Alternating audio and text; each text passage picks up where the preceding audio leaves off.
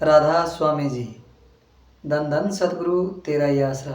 सतगुरु जी की प्यारी साध संगत जी,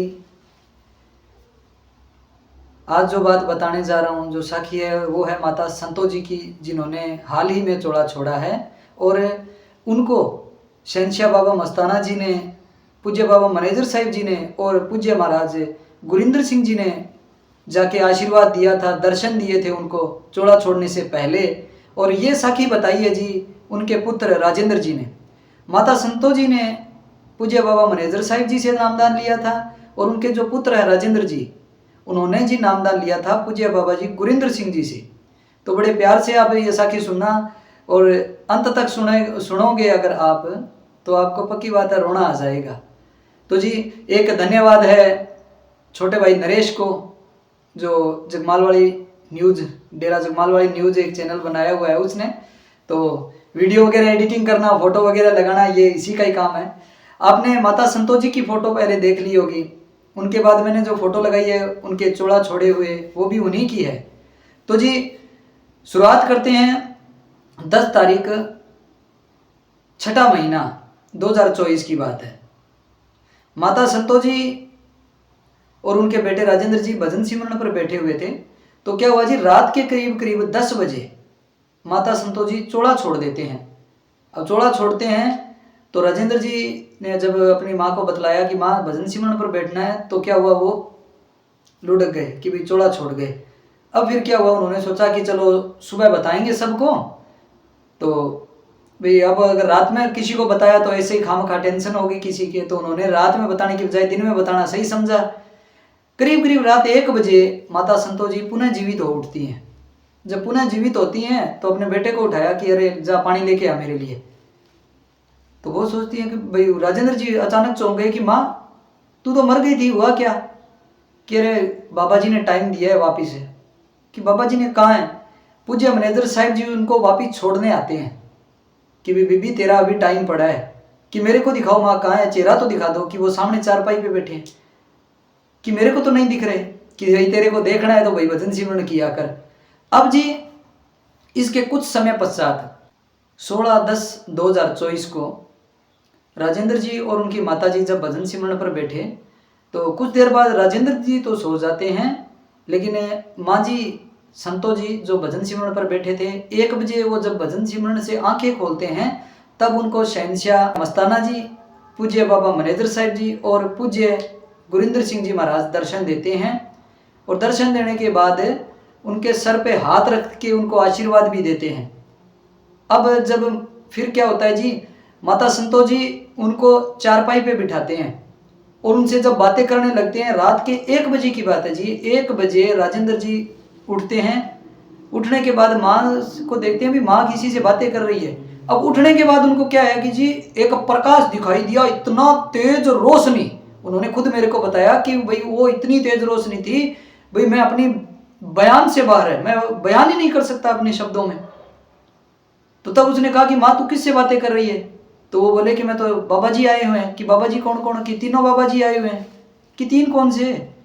कि बाबा मस्ताना जी आए हैं, बाबा मैनेजर साहब जी आए हैं और बाबा गुरिंदर जी भी आए हैं। तो उसके बाद क्या हुआ कि भी मेरे को तो नहीं दिख रहे।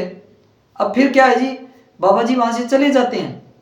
अब उसके कुछ समय बाद बात होती है जी 23 तारीख 10वां महीना 2024, रात के 10 बजे माता संतो जी लेटे होते हैं। अचानक क्या होता है जी, उनको आते हैं यमदूत लेने के लिए। अब जैसे यमदूतों ने हाथ लगाने की कोशिश की, तो क्या हुआ, माता ने उनको कभी ऐसे दांत काटे, जैसे छोटा बच्चा दांत से काटे, ऐसे ऐसे काटने लगी। फिर जी अचानक से क्या हुआ, माता ने जोर से नारा लगाया, धन धन सतगुरु तेरा ही आसरा। उसके बाद क्या हुआ कि पूज्य बाबा मैनेजर साहब और शहंशाह मस्ताना जी आते हैं, और वो माता जी बोलते हैं कि बाबा जी और मारो इनके, और मारो इनके। उसके बाद माँ जी क्या है, बेहोश हो जाते हैं। 15 मिनट बाद जब माता संतो जी को होश आता है, होश आने के बाद जब वो नारा लगाते हैं ना, तब उनके बेटे राजेंद्र, परमजीत, रेवताराम और रणजीत ये भागे भागे आते हैं। तब माँ उनको बेहोश मिलते हैं। और फिर जब होश आता है 15 मिनट के बाद, तो क्या होता है, वो कहते हैं कि भी मेरी चारपाई बाहर निकालो कमरे से। आंगन में उनकी चारपाई लेके आए।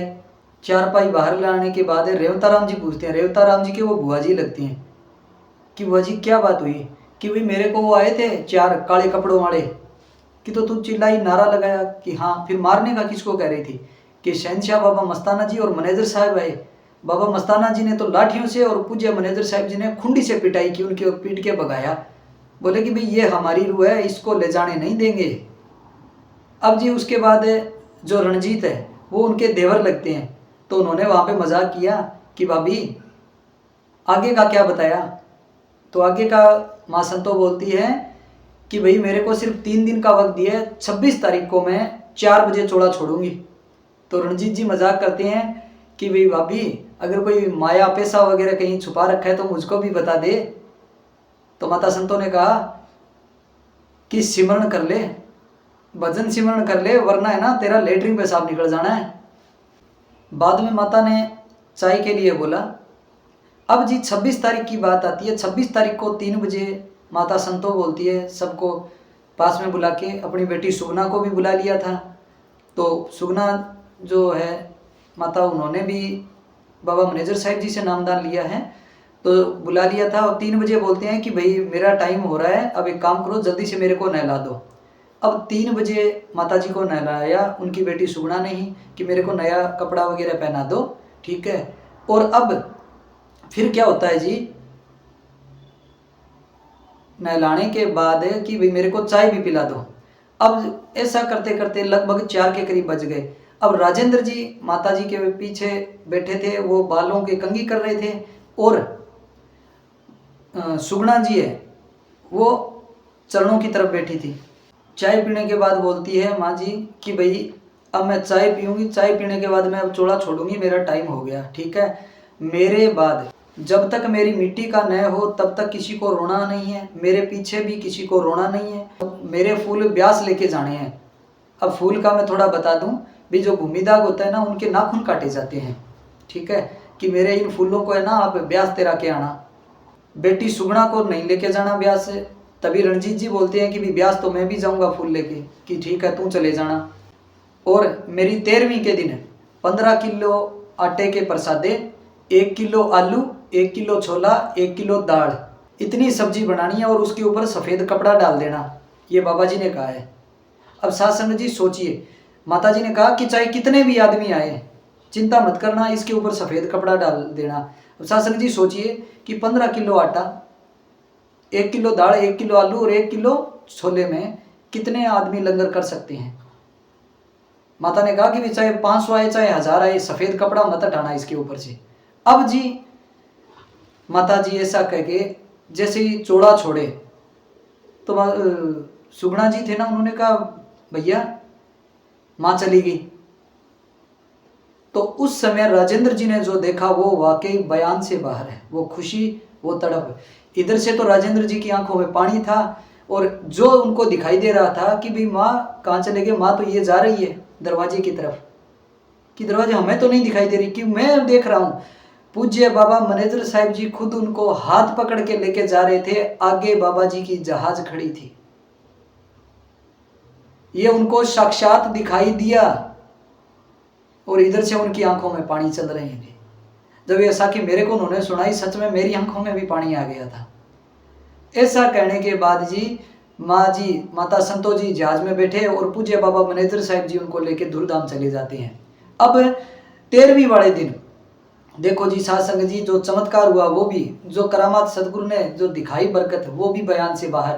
15 किलो आटा, 1 किलो दाल, 1 किलो छोले में और 1 किलो आलू की सब्जी में 650 लोगों ने खाना खाया, और दाल और जो लंगर था जैसा बनाया उतना का उतना ही बचा रहा। तो ये थी जी पूज्य बाबा मैनेजर साहिब जी की, बाबा शहनशाह मस्ताना जी की रहमत भरी साखी।